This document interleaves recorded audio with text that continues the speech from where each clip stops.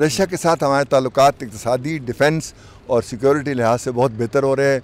काफ़ी इंटरेक्शन है, काफ़ी विजिट्स हुए हैं और आगे चल के मज़ीद इजाफा होगा इनमें। We have our own relationship with the United States. US is the major trading partner and also a big investor in Pakistan.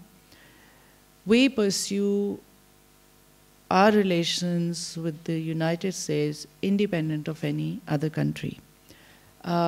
We do not see bilateral relations as either or.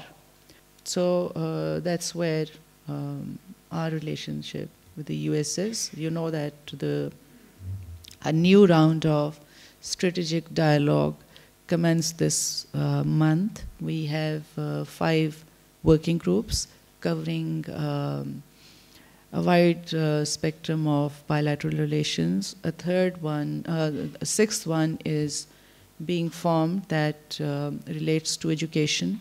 So we are determined to continue working with the United States to promote and expand our relations, which are based on mutual interest, respect, and we will continue to pursue that course.